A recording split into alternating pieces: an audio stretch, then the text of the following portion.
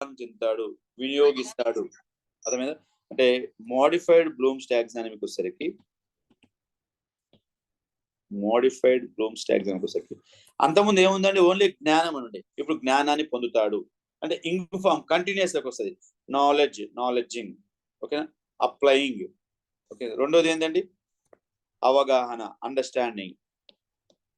Ing form వస్తుంది, understanding, పొందుతాడు. Next third applying, okay. Next fourth analysing.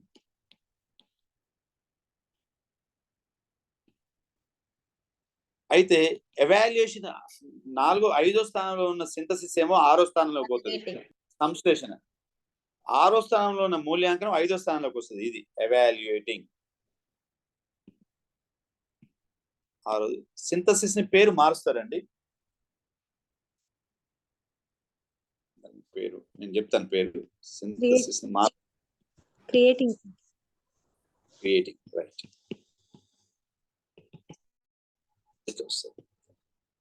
క్లియరా?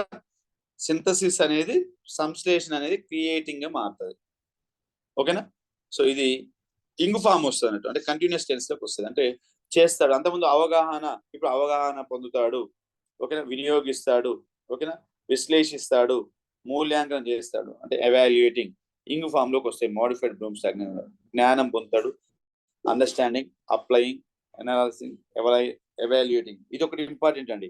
6వ స్థానంలో ఉన్నది 5వ స్థానంలోకి వస్తుంది ఎవాల్యుయేటింగ్. 5వ స్థానంలో ఉన్న సింథసిస్ కాస్త క్రియేటింగ్ గా మారుతుంది.